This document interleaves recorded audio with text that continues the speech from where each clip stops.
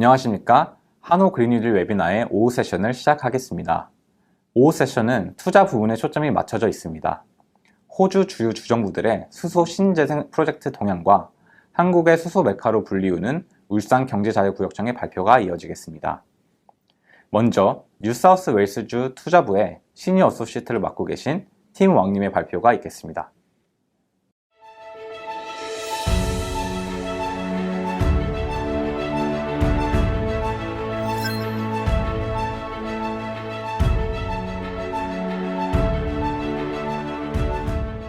Good afternoon, everyone. My name's Tim Wong. I'm from Investment New South Wales from the Strategic Investments Group.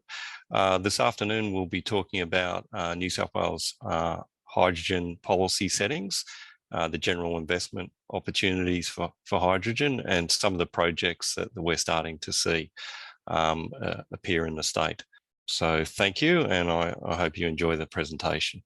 So today's discussion is around the New South Wales hydrogen environment and projects overview. We're doing this on behalf of COTRA around the Australia Green New Deal presentation. This is brought to you by the New South Wales Government. And we'll get straight into the presentation. So in this afternoon's talk, we're going to look at the New South Wales opportunity of the state. We're going to look at some of the policy settings to support hydrogen in New South Wales. We're going to look at some of the economic opportunities, which I think you'll find very interesting in terms of the scale of what's possible here in New South Wales. And we're also going to have a look at some of the priority locations for hydrogen development throughout the state. And I'll talk a little bit about some of the projects that we're starting to see. And right at the end, there'll be some information about how you can get involved in some of these investment opportunities across either Investment New South Wales or Regional New South Wales, which is another department. So just looking at New South Wales as a general economic opportunity, the state has over $614 billion economy. We're the largest economy in the state. We are in the Commonwealth. We have over 8 million people that call New South Wales home. We've got a strong track record of entrepreneurship. We have more STEM graduates than any other state in the country. We're the largest employer, and we're the headquarters for a range of multinationals in the infrastructure sector. So we are a very large state with a lot of economic opportunities. Now I'm going to talk about some of the policy settings to support hydrogen. So in New South Wales, the government has a range of policies and plans underpinned by New South Wales Net Zero Plan, which takes us from 2020 to 2030, which sets a number of emissions targets for the state and supporting actions.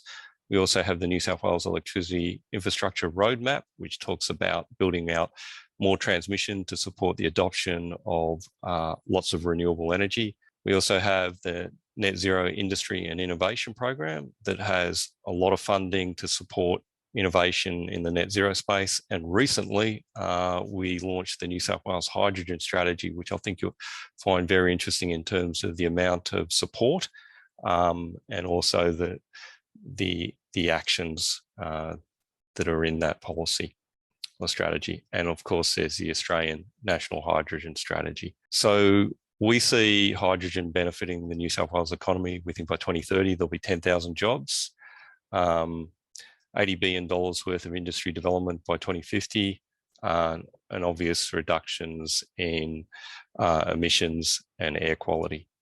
For the New South Wales Hydrogen Strategy, there's going to be up to $3 billion worth of support, over $800 million worth of network concessions, which are really important when we think about the production of hydrogen with renewable energy through electrolyzers. There's $400 million worth of scheme exemptions, a $1.2 billion hydrogen target and scheme, and $70 million in hydrogen hub initiatives, which present near-term opportunities for people wanting to get involved in hydrogen projects around electrolyzers or transport applications. So our ambition in the state, by 2030, these are our stretch targets. We'd like to see 110,000 tonnes per annum produced here in the state, up to 700 megawatts of local electrolyser capacity, around 10,000 vehicles, and we'd like to see about 10% blending of hydrogen in our gas networks. And this will be backed by up to 12 gigs of renewable energy. We're looking to get a price of under $2.80 per kilogram with 100 fueling stations, and looking to incorporate a lot of hydrogen vehicles in the New South Wales government fleet. There's over 60 pillars of actions under the New South Wales hydrogen strategy, and the strategy has 3 pillars, which you can see here: enabling industry development, laying the foundations, and then driving up to scale out to 2030. Their key actions under this pillar, pillar 1, and you can see there's state strategic hydrogen infrastructure master plan. So this is all laying the foundations so that it's easier for investors to come in to the sector and set up different types of operations and hydrogen investments.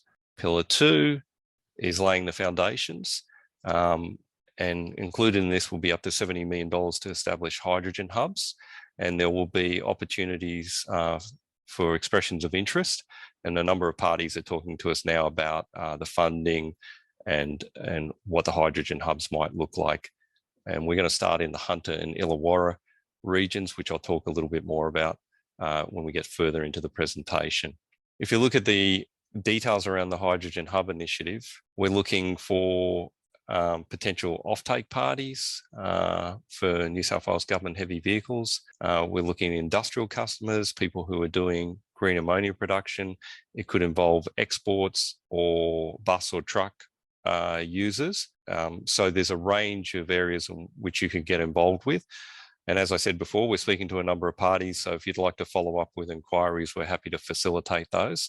Not only do we have $70 million worth of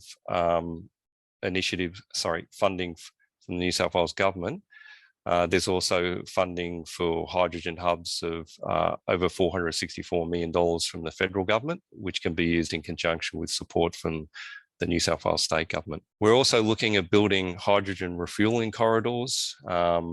There's $175 million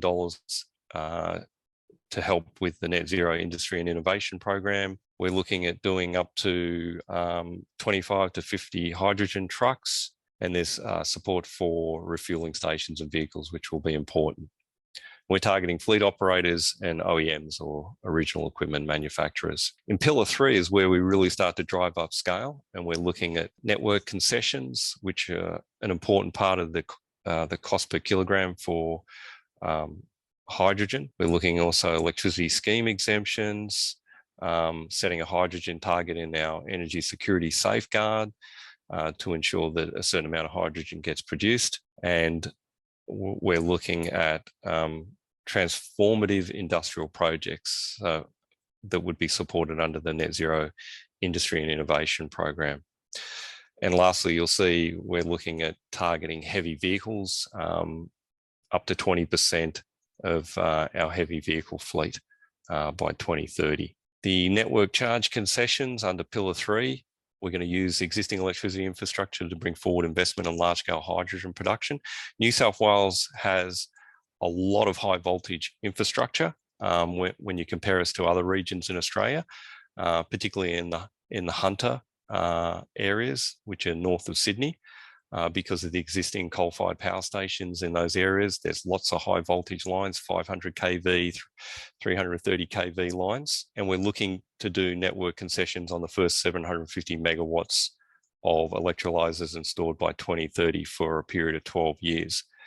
Network charges, both distribution and transmission charges, can be a big component of the overall levelized cost of energy if we think about getting cheap renewables in the pipeline to help produce hydrogen through electrolysis.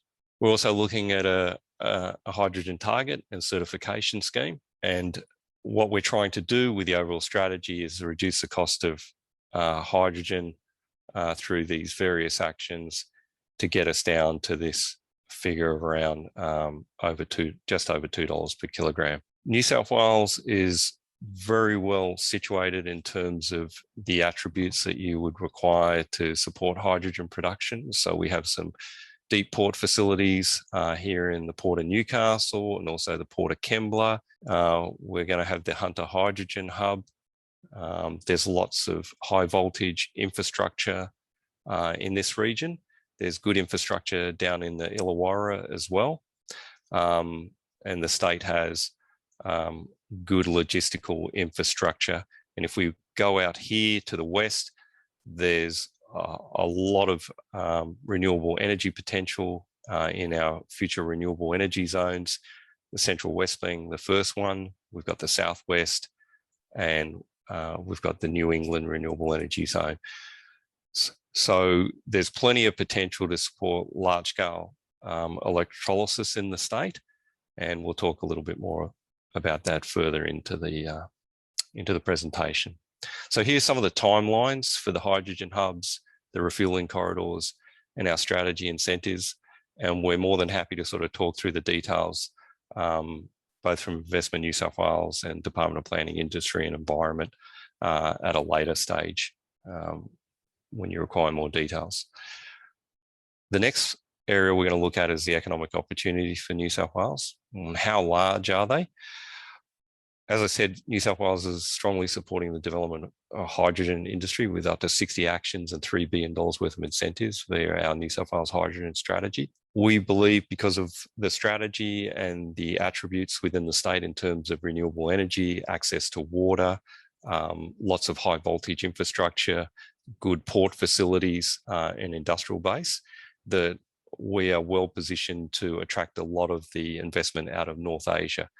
Which we estimate based on latest figures from Korea and Japan to be around 7 million tonnes by 2030. And just off to the side here, you can see these are the latest Korean figures, which have just been bumped up in the last 2 or 3 weeks. So that's a big push up for Korea. These are the Japanese figures, and that gives you an idea of the New South Wales target. So we believe Korea and Japan, North Asia in general, offers a great deal of economic opportunities. So what are we looking at out of these export markets? We're looking at investments in electrolyzers. They could be small scale, they could be large scale, hydrogen liquefaction plants over the longer term, hydrogen shipping, renewable energy. There's going to be a requirement for lots of renewable energy, ammonia plants, at least in the early years, opportunities to invest in high voltage transmission. And then if we look at transportation applications, there's a refueling infrastructure. And of course, fuel cell electric vehicles. There's a whole range of different investment opportunities that companies can get involved with. And particularly when we think about the scale, we are talking about lots of billions of dollars. So just quickly looking at the Japanese and Korean markets, we estimate by 2030, based on the latest targets, there's probably something like $43 billion in Australian dollars worth of electrolyzers, renewable energy, and just hydrogen demand just out of the Japanese and Korean markets. So that is a significant investment opportunity. And, you know, just to clarify, we haven't included all the other investment opportunities in there, like transmission, shipping, or plants for liquefaction or ammonia production or dedicated hydrogen pipelines. So the numbers are probably even larger than that. So we think there are great opportunities. Just getting back to New South Wales's competitive advantages, we've got access to cheap and abundant clean energy resources through our renewable energy zones. We've got large domestic offtake parties already for hydrogen in things like ammonia, for fertilizer, explosive manufacturing. So we already have an existing base for hydrogen. We have very efficient planning pathways. There's funding support through the strategy, and there's existing commercial hydrogen production. And we have export terminals. We have lots of good water resources, both in the Illawarra and the Hunter regions. So for large-scale hydrogen production, or even small or medium scale, the state is very well positioned to support that. So just in a little bit more detail, we've got five renewable energy zones. These are the initial ones, supported by 12 gigawatts of transmission network capacity. And this one I think you'll find really interesting. We've got up to 50 gigawatts of potential renewable energy capacity across New South Wales in the longer term, both in the renewable energy zones and outside the renewable energy zones. Although we would say that the bulk of that will probably sit in the government's renewable energy zones. And just to give you a sense of how big that is, currently in New South Wales, entire generation fleet, including coal and gas, is only 20 gigawatts. So we're talking about, doubling that potentially. And a lot of that could support hydrogen production. We're also underwriting new energy generation to ensure long duration storage and firming capacity so that our renewable energy will be there to support things like the hydrogen sector. Just quickly, on the domestic side, I referenced we've already got existing ammonia production. So we've got people talking about green hydrogen to help decarbonise those industries. So there are local domestic opportunities. We've got an existing steel production, and like a lot of countries, we'll be looking to produce green steel over the longer term. Heavy transport's getting a lot of attention. We're looking at up to 31,000 articulated trucks by 2050, and also looking at gas consumption and blending of hydrogen into the gas networks. So there's a lot of different spaces in which green hydrogen can be inserted into the existing economic landscape. So I just want to go on to some of the priority locations. So the Hunter, and you can see the map here, it's a little bit small, but it's north of Sydney, which is the state capital. It's the largest regional economy, and we also have the largest regional workforce. In the Port of Newcastle, we have the largest deep water energy export on the East Coast. And we have lots of existing high voltage electrical infrastructure, and with access to a whole range of future and current renewable energy zones. So this industrial base here is probably the richest in New South Wales. And we, in terms of workforce to support these industries, we have a lot of people that are already working in the mining sector. And as we transition over to more clean energy, we have a highly skilled workforce that can be deployed into the hydrogen sector and the clean tech sector more generally. Liddell Power Station is a really interesting example of the sort of attributes that the state has. So this is one of the coal-fired power stations that will be decommissioned in 2023. There's lots of high voltage going into that area. You could support electrolyzers, there's lots of water, and it's not far from the Port of Newcastle, which is about 100 kilometres to the coast. And you have a deep water port there with lots of export potential.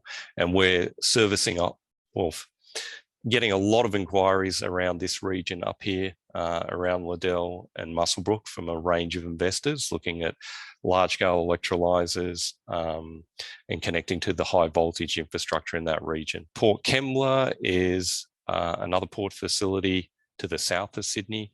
We have Australia's largest steelworks there. It's also industrial scale deep water export port. We're adding another 300 megawatts of electricity generation. And there are a range of hydrogen trials going on there now for heavy transport, heavy vehicles. So Port Kembla also offers excellent opportunities. You could probably do gigawatt scale electrolysis down in Port Kembla. In the Illawarra, you could probably do above 1 gig, maybe 2 gigs, depending on what you're interested in. And of course, both areas provide excellent opportunities for smaller scale systems in the hundreds of megawatts.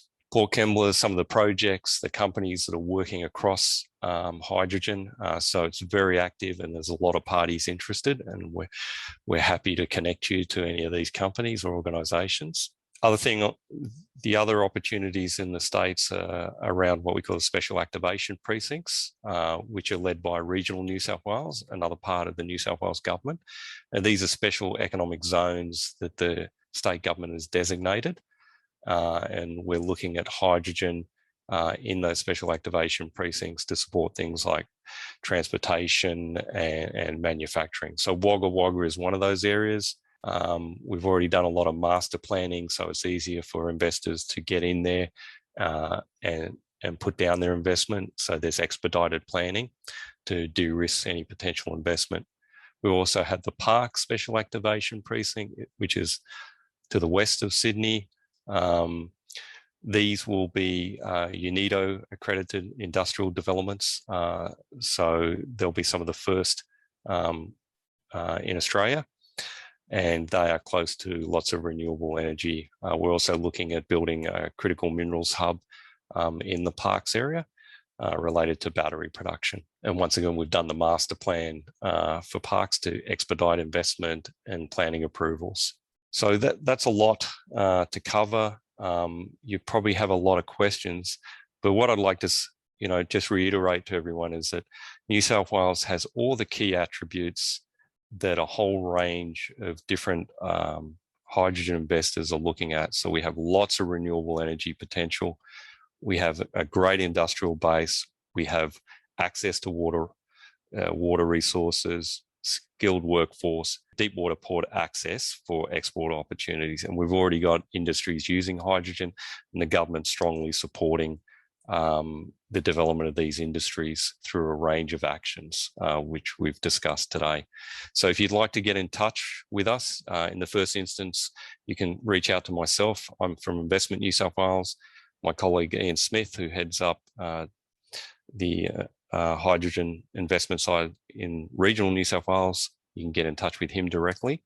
And then our colleagues at the Hydrogen and Clean Energy Division within the Department of Planning, Industry and Environment around programs and the strategy, please feel free to reach out to them for further questions and information.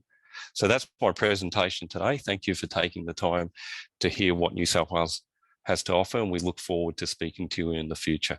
Thank you.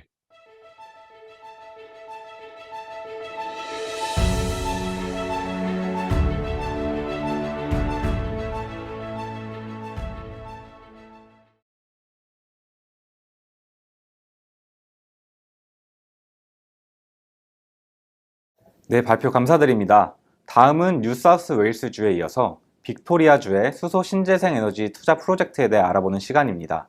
빅토리아 주정부의 환경, 토지, 수자원 계획부의 익제큐티브 디렉터를 맡고 계신 반야 쿠마르님의 발표가 이어지겠습니다.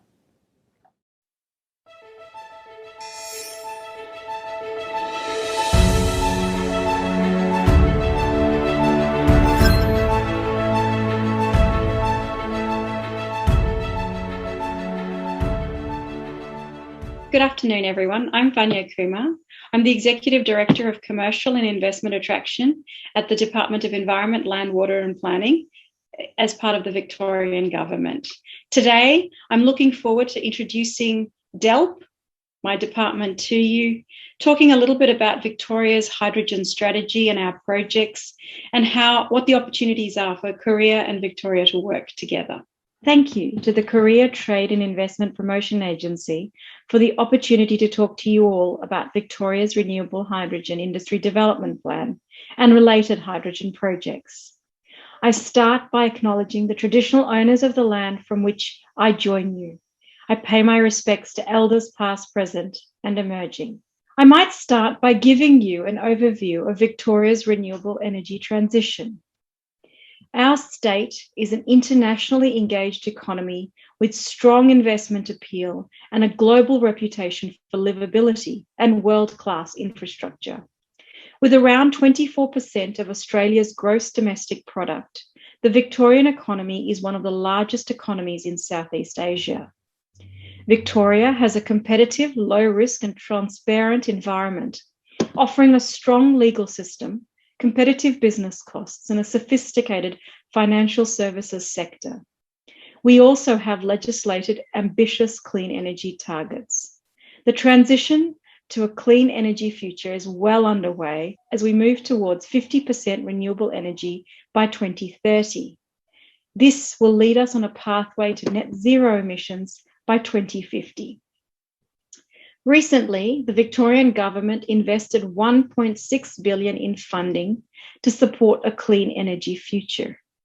In addition to 2.6 gigawatts of utility-scale wind and solar generation, Victoria has also supported investment in distributed solar and battery systems, electric vehicle charging infrastructure and zero-emissions buses, utility-scale energy storage, innovative microgrid demonstration projects, and a range of energy efficiency initiatives.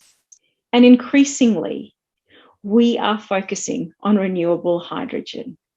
This has led to the development of the Victorian Renewable Hydrogen Industry Development Plan, which was released in February of this year. We have a vision for renewable hydrogen to be part of our clean economy and the transition to a net zero emissions future. As you are all no doubt aware, renewable hydrogen offers enormous potential as a clean and reliable alternative to natural gas, transport fuels, and industrial feedstocks. It could fuel the next phase of the global transition to clean energy. Victoria has many distinct competitive advantages in developing a thriving renewable hydrogen economy due to our extensive gas network and highly skilled gas workforce, renewable energy resources, world-class education and research institutions, our connected transport networks, and our export-ready infrastructure. The Victorian Renewable Hydrogen Industry Development Plan outlines Victoria's key focus areas for actions to accelerate the development of a green hydrogen industry across the state. The plan sets out how Victoria will scale up, skill up, and develop the supply chain for green hydrogen. We have already laid the foundations, and now we are taking our first steps. This includes pilots, trials, research, feasibility studies, building our supply chain capabilities, commencing legislative and regulatory changes. We are also starting to build the workforce capabilities, skills, and the associated training opportunities. As part of the plan, we are supporting key initiatives. We recently closed our first renewable hydrogen grants that included a fund to support renewable hydrogen pilots, trials, and demonstrations, and a fund to enable feasibility studies for businesses to transition to renewable hydrogen. The grant recipients will be announced shortly. Victoria has also developed the Energy Innovation Fund, or EIF, making available approximately 90 million Australian dollars this year in funding for transformational energy projects beyond 2025. We're also about to launch our new $2 billion Breakthrough Victoria Fund, which will drive investment in research, innovation, commercialisation to accelerate growth in key industry sectors, which include advanced manufacturing, clean economy, and digital technologies. We are providing funding support for the first international hydrogen development partnership between Swinburne University, Australia's Commonwealth Scientific and Industrial Research Organisation, or the CSIRO, and Germany's ARENA 2036 to test, trial, and demonstrate new and emerging hydrogen technologies. Victoria has also provided funding towards the HyCell facility, which is one of Australia's first facilities for testing, manufacturing, and providing training in new hydrogen technologies. We are providing funding for the Zero Emissions Energy Lab, or the Z Lab, which will lead the development of a range of clean energy products across the hydrogen and solar fields. This will include new methods for hydrogen gas processing, novel hydrogen fuel systems for engine-based power generation, and a new low-cost electrolyzer for producing green hydrogen. And this is just the beginning. There is much more as we start to build scale and demonstrate the hydrogen potential across Victoria. One of the biggest opportunities we see for international investors is the scope for renewable hydrogen in our regions. Our regions are vast and open, with a skilled labour force, water sources, renewable energy resources, and excellent infrastructure, including nearby ports. The strengths of each region complements activities across the hydrogen value chain, and together create a strong ecosystem for hydrogen project development and investment.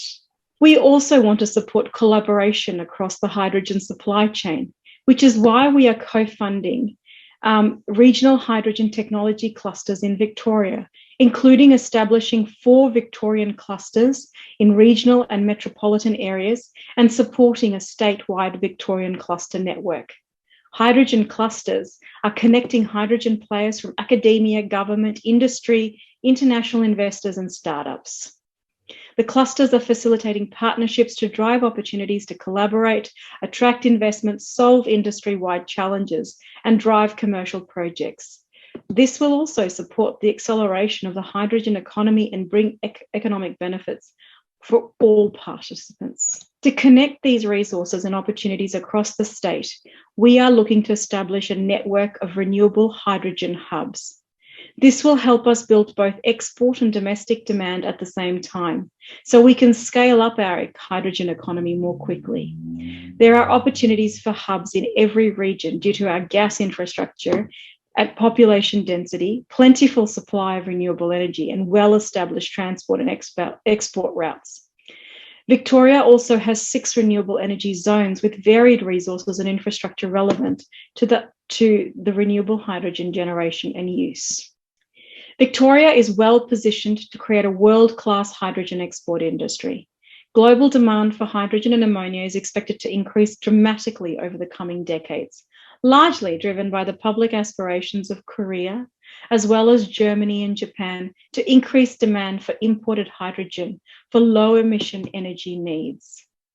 Victoria's commercial deep sea shipping ports will be critical for developing exports and connecting Victoria to international markets. I have outlined the Victorian government's plans and projects, which I hope gives you a good overview of our focus areas. We are keen to work closely with the Korean government, business and industry to develop export demand and to establish and refine supply chains needed to support renewable hydrogen exports. We invite you to connect with our local team in Korea to discuss projects or opportunities. Thank you for your time today. We are rapidly establishing a renewable hydrogen sector, and I look forward to sharing with you further upcoming initiatives as we work towards achieving our state's green hydrogen vision. We welcome the opportunity to discuss your business or initiative with us, whether it is to better understand our beautiful state, to meet our vibrant industry players and leaders, or to locate your operations or business. Please do get in touch. Our business and industry engagement team or local Korean team would be happy to discuss your plans with you. Their contact details are on this slide. Thank you for your time.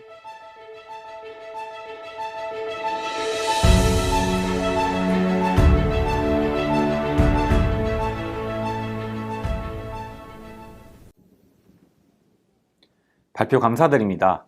다음은 퀸즐랜드주의 주요 수소 신재생 에너지 프로젝트에 대해서 살펴보는 시간입니다. 퀸즐랜드 무역투자부 한국지사의 타냐 문 디렉터님의 발표가 있겠습니다.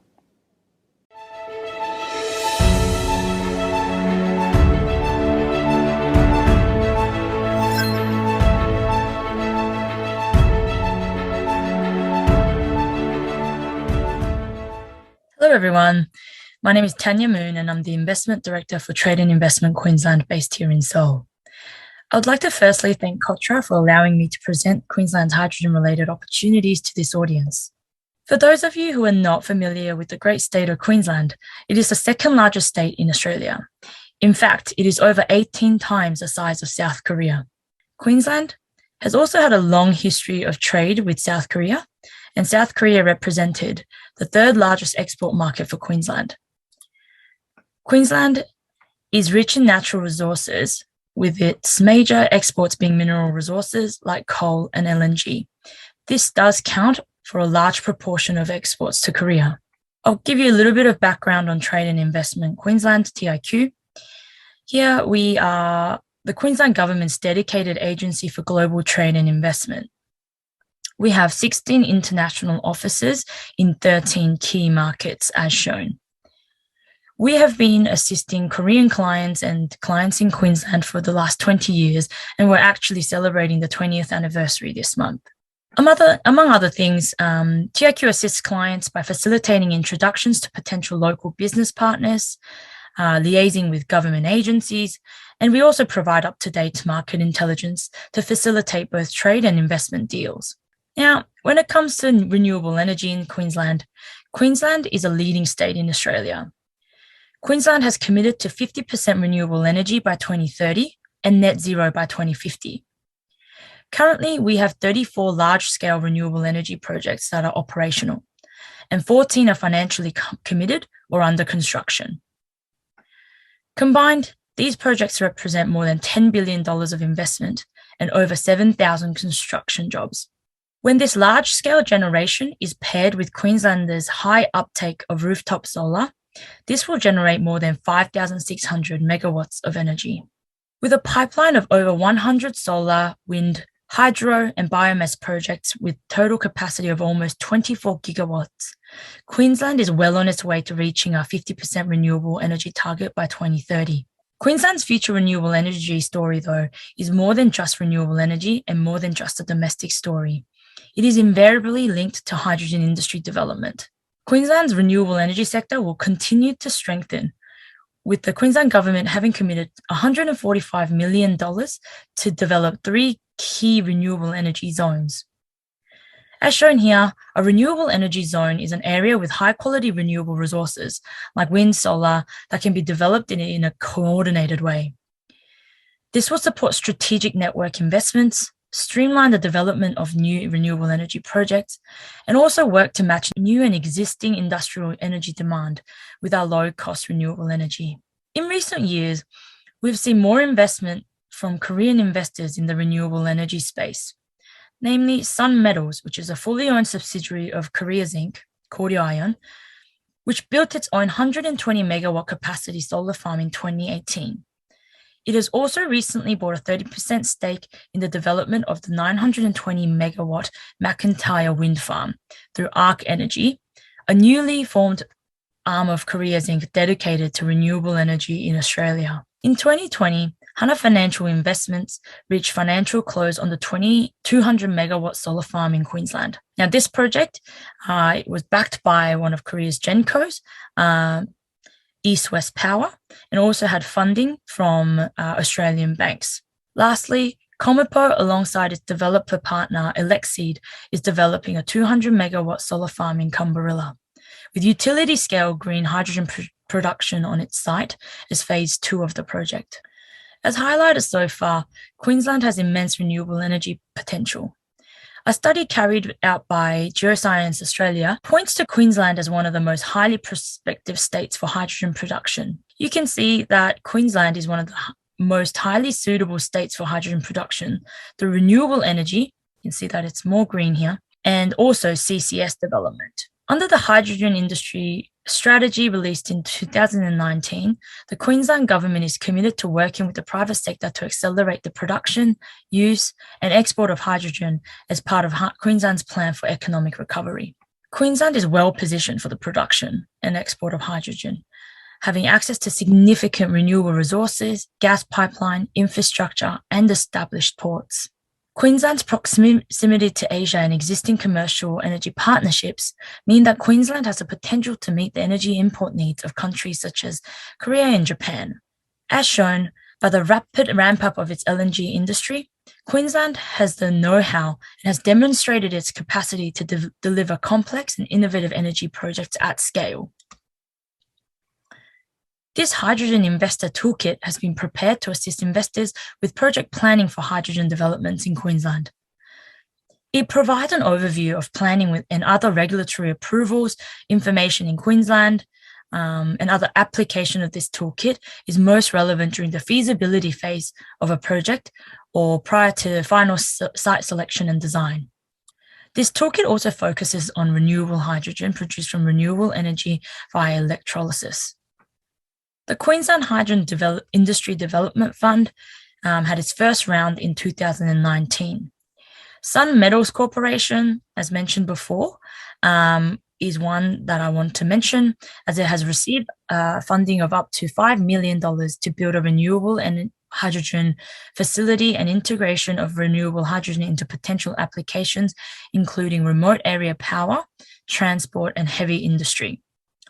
One of the central actions identified in the National Hydrogen Strategy is a development of hydrogen hubs as a cost-effective route to achieving its efficiencies in production and scale.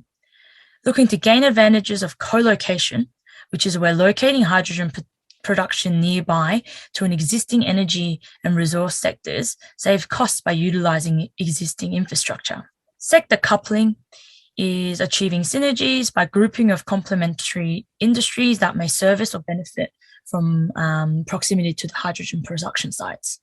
And thirdly is to locate the hubs where there are opportunities to decarbonize existing supply chains, such as the use of hydrogen-powered vehicles in industrial areas. Here you can see a concentration of projects around Gladstone and Townsville as hubs, where there are plenty of existing infrastructures to support the development of hydrogen. In Townsville, some of the key considerations in making this a hub is the ability to locate projects adjacent to renewable projects, also adjacent to power transmission network, availability and access to port, rail and road corridors, also access to gas pipelines and mineral processing as an industry are key considerations. The key renewable developments include Major Creek Solar Power Project, Hell's Gate Dam Pumped Hydro, Kidston Pumped Storage, and Copper String 2.0. Again, one notable project to mention is the Arc Energy Hydrogen Project, which has a parent entity, Korea Zinc, which is committed to net zero by 2040. This particular project is looking to build a 1 megawatt electrolyzer, resulting in about 140 tons per annum, and currently in the process of negotiating some domestic offtake availability and also supply domestic green hydrogen market.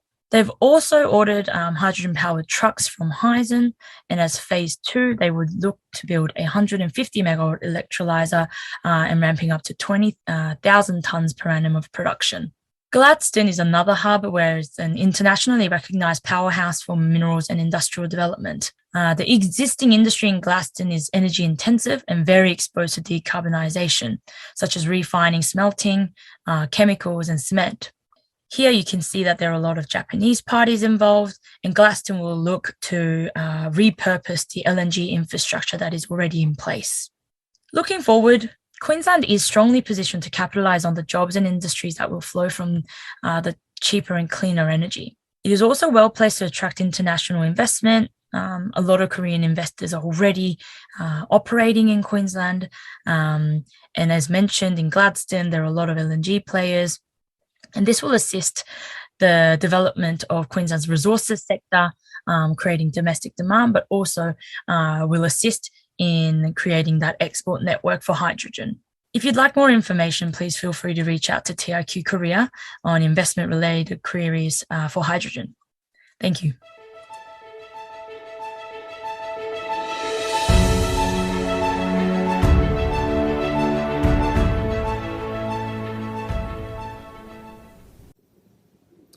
네, 발표 감사드립니다. 다음은 글로벌 로펌인 애셔스트에서 글로벌 에너지 전문 변호사로 근무하고 있는 펄 커나운님께서 발표를 해주시겠습니다. 그린뉴딜 협력을 위해 호주 시장 동향 및 투자 기여에 대해 발표해 주시겠습니다.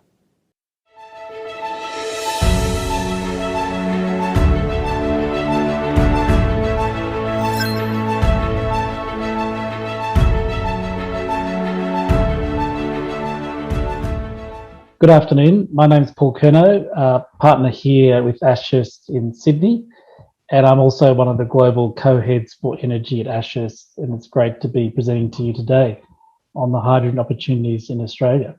So I want to cover off on some of the opportunities for investment here in the market, and so I'll focus first of all on just a quick overview of some of the strategies and plans that have been introduced at the federal government level plus state governments, look at how a project could be structured here in Australia, touch briefly on guarantee of origin schemes, and what they mean in terms of exporting hydrogen.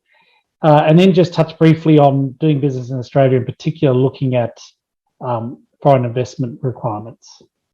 So a lot of the focus, of course, has been on driving Australia's hydrogen strategy around export markets. And so the National Hydrogen Strategy sets out 20 actions across 5 key areas to help scale up renewable hydrogen production for export, but also for domestic consumption. So there are, of course, many opportunities for end use of hydrogen here in Australia across power and transport and existing gas networks.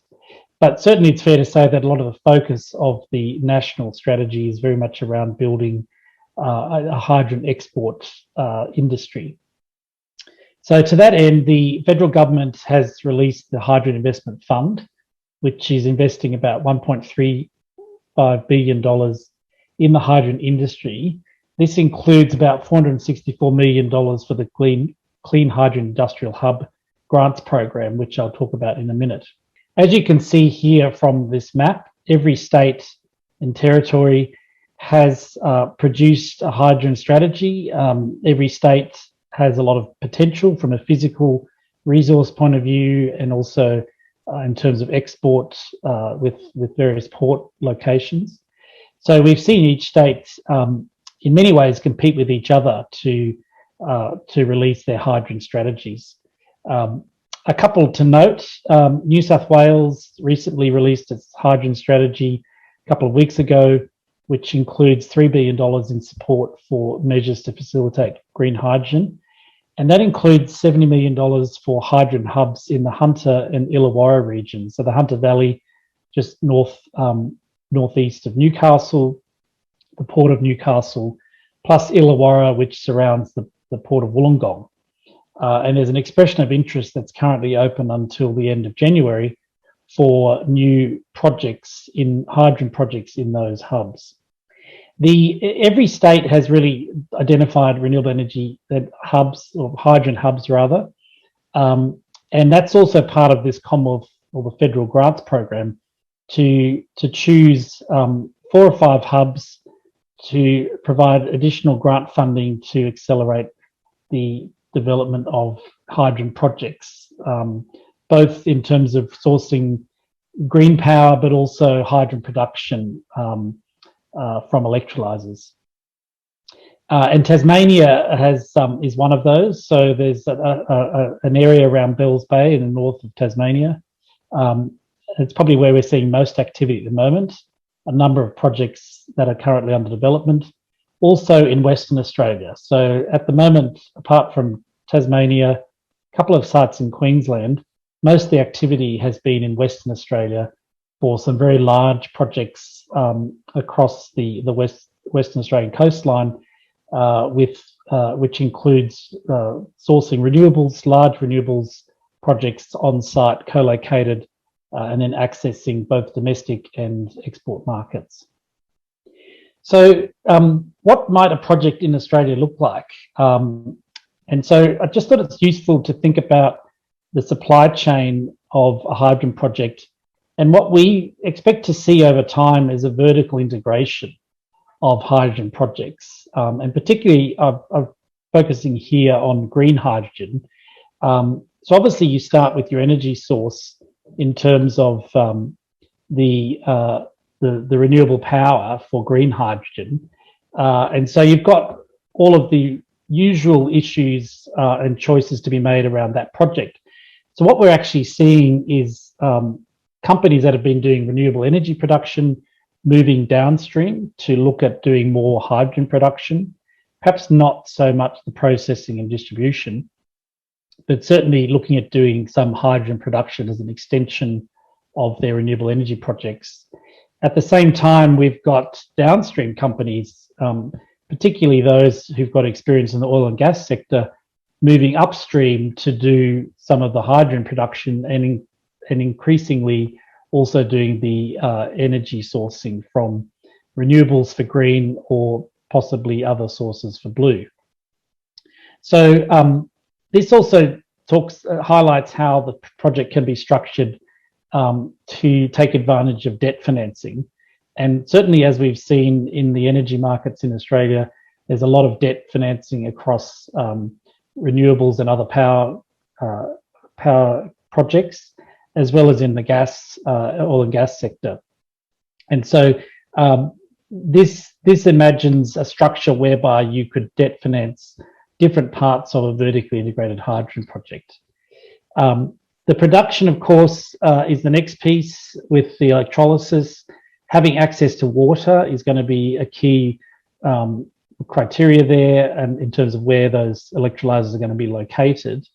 And then, of course, you've got the processing of that for the end use, whether that be ammonia or liquefaction, and then distribution of that through the transport networks, whether for domestic markets or shipping that overseas for foreign markets. Now, in terms of the end use markets here in Australia, much like they are around the world, are fairly limited. So a lot of the focus is looking at converting the hydrogen back into power.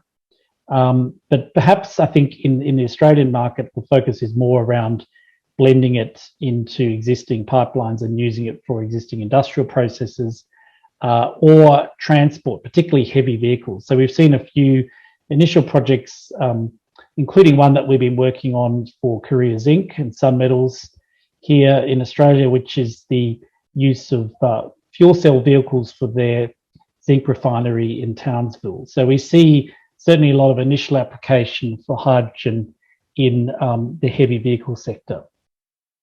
So that's just to give you an idea of how a project might be vertically integrated across the supply chain as projects unfold in Australia. Now, the other key thing, obviously, in terms of the growing and export market in Australia for hydrogen, and green hydrogen in particular, is going to be the guarantee of origin scheme. And of course, being able to claim the net zero benefits of green hydrogen back in Korea and other markets where green hydrogen might be exported to, it's going to rely heavily on the trust and transparency around the guarantee of origin schemes.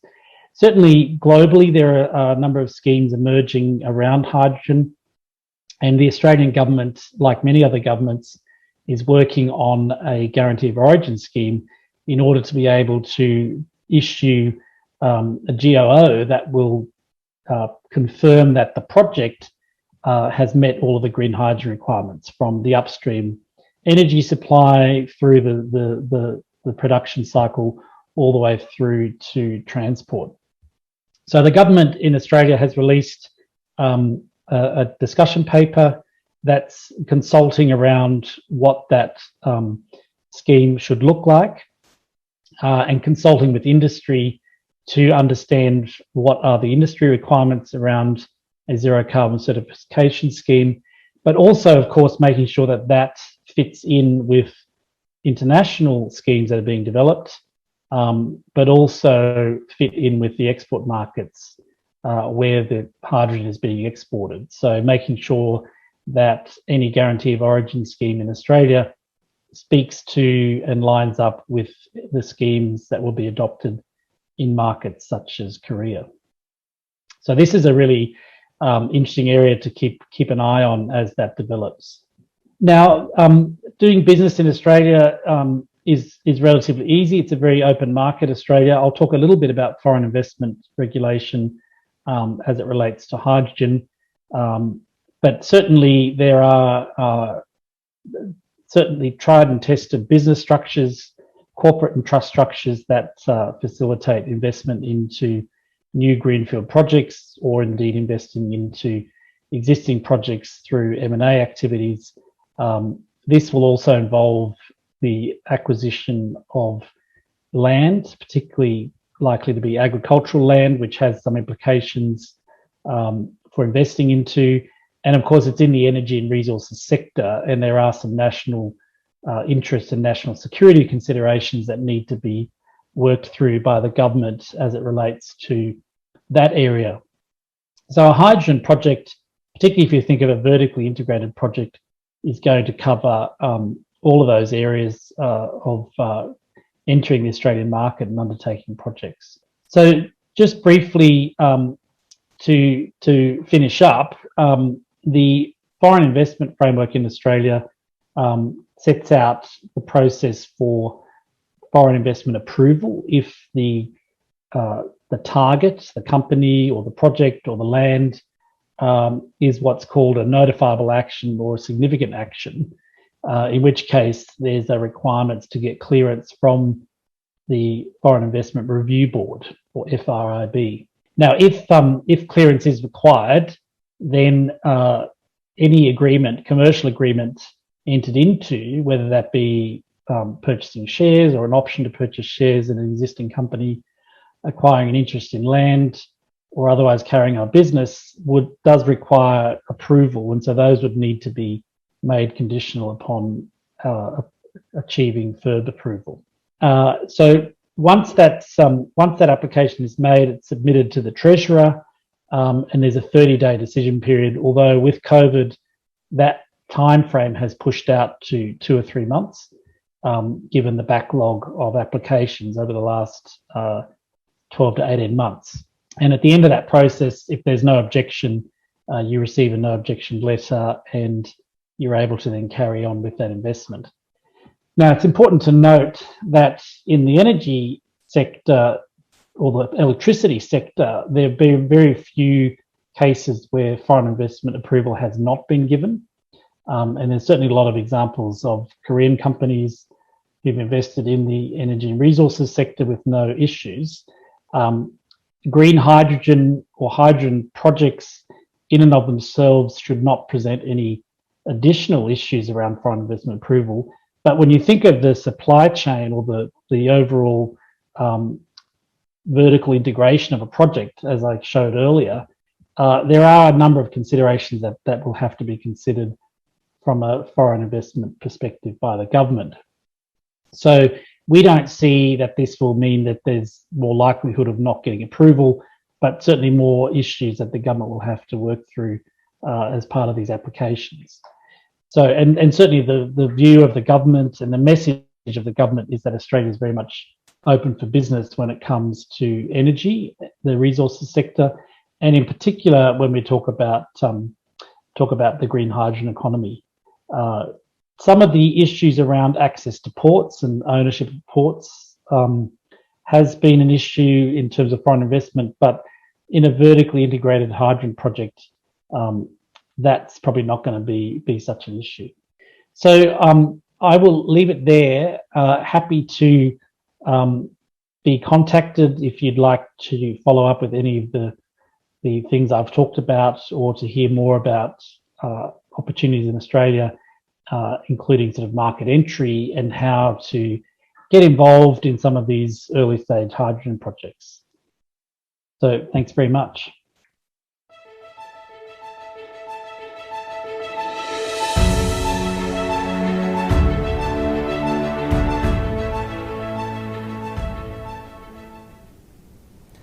네, 발표 감사드립니다. 다음은 마지막 순서입니다. 한국울산경제자유구역청 투자부의 김은하 주무관님께서 울산경자청의 투자 기회에 대해 발표해드리겠습니다.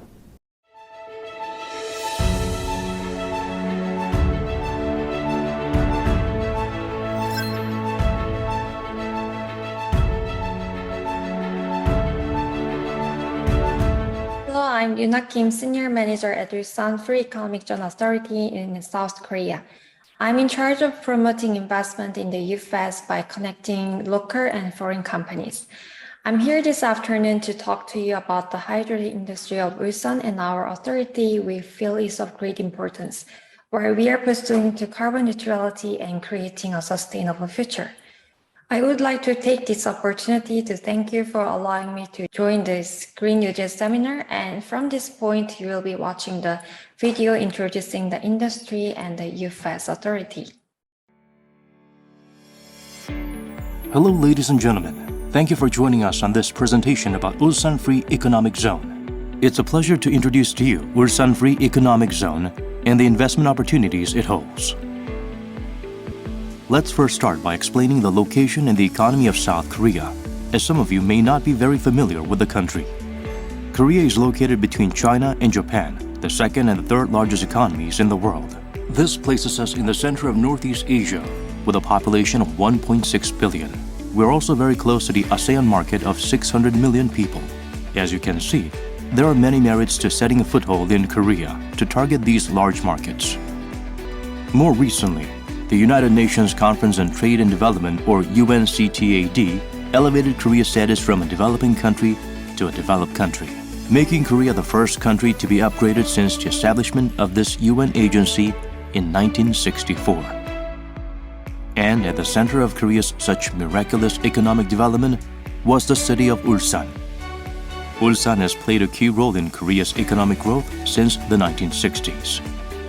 Based on its geographical advantage in the southeastern coast of Korea, the city developed its economy by exporting cars, ships, petrochemicals, and other products to various parts of the world. The money earned in the process was reinvested to further develop the economy. Ulsan has driven Korea's economic development over the past 50 years as the industrial capital of the country. It has now become Korea's #1 city in terms of gross regional domestic product, or GRDP. In addition, Ulsan has a young population with an average age of 40.2 years and many skilled workers with high productivity. These companies may sound more familiar than Korea or Ulsan, and some of you may be using their products either directly or indirectly. These companies are all based in Ulsan and have been the front runners of Korea's economic growth. Hyundai Motors built its first factory in Ulsan around 50 years ago.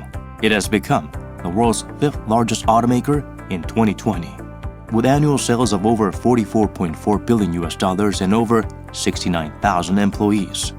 Hyundai Heavy Industries also started its business in Ulsan and became the world's largest shipbuilding company in 2020. The petrochemical industry, which has been a mainstay of Korea's economic growth, also began in Ulsan. Companies such as SK Energy, with more than $28 billion of annual sales, and S-Oil, the sister company to Saudi Arabian Aramco, have also been leading Korea's petrochemical industry from Ulsan, where they refine crude oil and produce various petrochemical products like ethylene and propylene. Samsung SDI, one of the representative companies in secondary battery, is also located in Ulsan, leading the innovation of the automobile industry. Here is a map that shows the major companies located in Ulsan. Ulsan is home to more than 8,000 companies, including these global companies. Many companies, including both Korean and foreign companies such as BASF, DuPont, and Total, have been satisfied with the business environment in Ulsan and have continued their business here for years. Ulsan has a great potential to develop the hydrogen economy. Presently, Ulsan produces the largest amount of byproduct hydrogen in the country, around 820,000 tons per year, which means hydrogen could be provided at a very low cost. Ulsan will continue to maintain this #1 position in Korea by producing green hydrogen using water electrolysis technology based on offshore wind power. Ulsan also has well-equipped hydrogen transportation infrastructures. The underground pipeline for hydrogen transportation within Ulsan is the longest in the country at 120 kilometers. In addition, Ulsan has 402 trailers, the most in the country. Hyundai Heavy Industries, located in Ulsan, is developing a hydrogen carrier ship to transport hydrogen not only via land, but also by sea. Ulsan has an excellent hydrogen storage infrastructure. 10 hydrogen charging stations are currently in operation in Ulsan, and the number will increase up to 60 by 2030. This is the largest number of stations in the country. The world's largest hydrogen liquefaction plant will be completed in Ulsan in 2023. This will lower the cost of transporting and storing hydrogen. This plant is expected to provide a revolutionary momentum for the development of Korea's hydrogen economy. Ulsan has been a global leader in the application of hydrogen. The world's first hydrogen vehicle was made by Hyundai Motors, right here in Ulsan. And the company has become the world's #1 hydrogen vehicle automaker, producing a total of 2,000 cars as of 2020. Also, Ulsan has piloted household hydrogen generators to provide electricity to 150 households. Going forward, Ulsan will become a city of the future using hydrogen as an energy source. We also plan to develop buses, taxis, as well as drones, trams, and construction machines powered by hydrogen. As mentioned earlier, Ulsan provides the necessary conditions for the development of the hydrogen economy. Many companies in Ulsan are making great efforts to lead the hydrogen economy. In line with their efforts, Ulsan city government has also been taking a variety of measures to support their technology developments in many ways. First of all, the city government established a regulation-free special zone for the green mobility of hydrogen. Since hydrogen is still a new area, companies need to conduct various innovative experiments to lead the economy. To make sure that existing regulations and systems do not get in the way of these experiments, this special zone was set up in Ulsan, allowing companies to experiment freely when developing and manufacturing hydrogen-related products. Second, Ulsan city government has also set up an innovation cluster for the hydrogen economy. Developing a new product requires many different processes from analyzing, making prototypes, getting certified, and evaluating the product. It is neither efficient nor possible for an SME to do all these on its own. Therefore, the innovation cluster allows these companies easy access to public organizations with relevant information and services, helping the local companies in hydrogen grow faster. Lastly, the government has been running a demonstration center for the development of hydrogen fuel cell, which is the most important part of the hydrogen industry. This center is the only place in Korea that can provide a large amount of hydrogen at a low cost, and it supports companies in their development and testing of fuel cells for large volume of power. The academia is also joining the efforts for Ulsan to lead innovation in the hydrogen industry.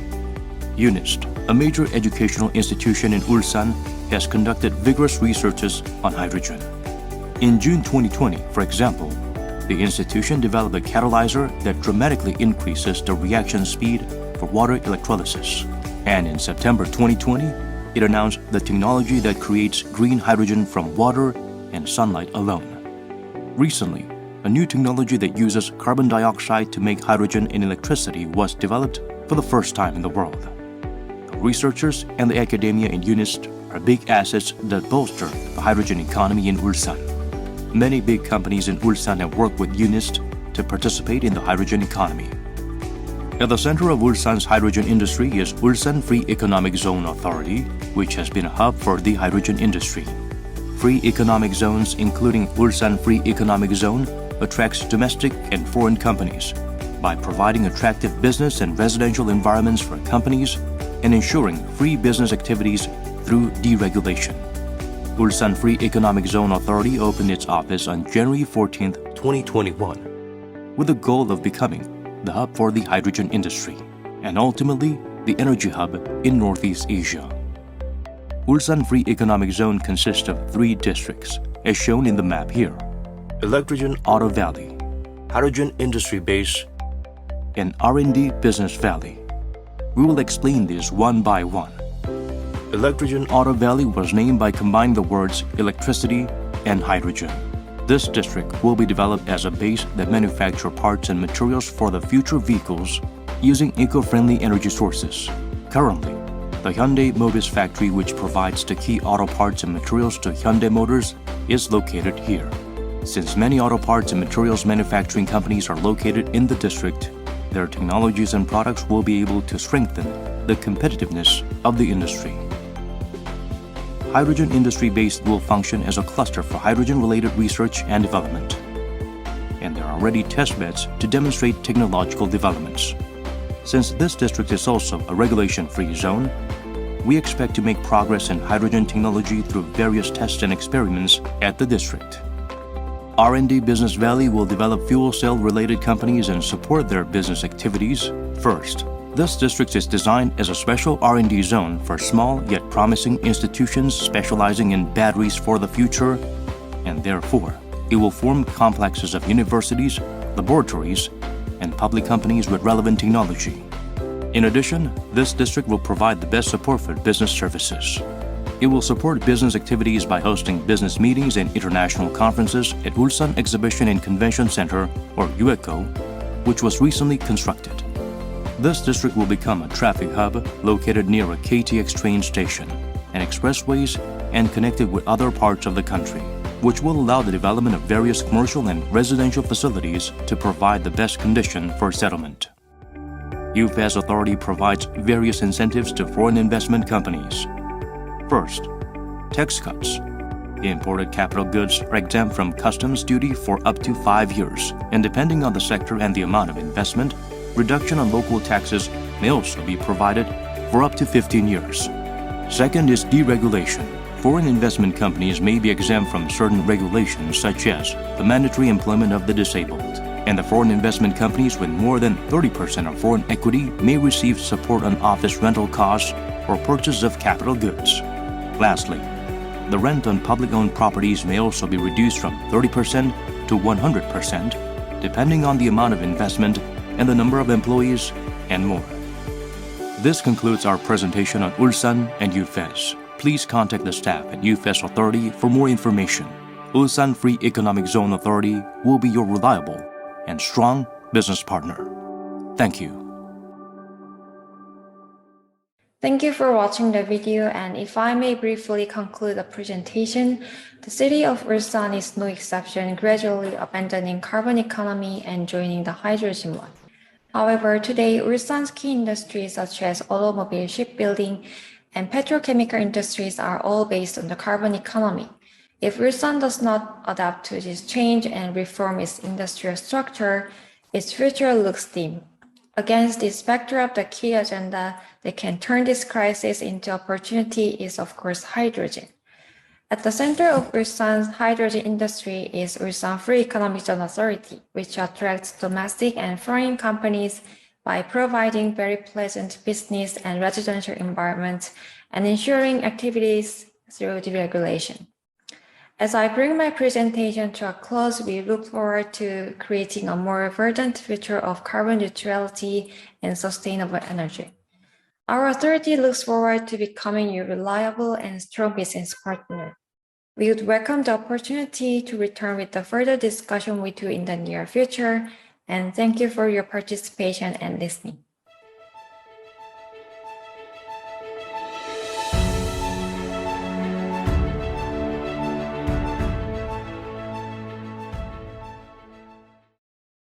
김은하 주무관님 발표 감사드립니다. 이로써 오늘 준비된 모든 발표를 마치겠습니다.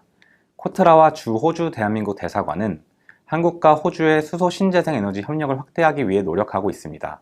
더불어 코트라 시드니 멜버른 무역관은 우리 기업들의 진출 및 양국 간 투자를 지원해야 하고 있으니 언제든지 문의해 주시기 바랍니다. Q&A를 통해 남겨주신 질문들은 연사분들로부터 답변을 받아 참석자분들 대상으로 송부드릴 예정입니다. 양국의 다양한 수소 신재생에너지 참여자들이 모인 이번 웨비나가 참석해주신 모든 분들에게 의미 있는 시간이 되었기를 바라며 이만 마치겠습니다. 오늘 참가해주신 모든 분들께 다시 한번 감사의 말씀 드립니다. 감사합니다.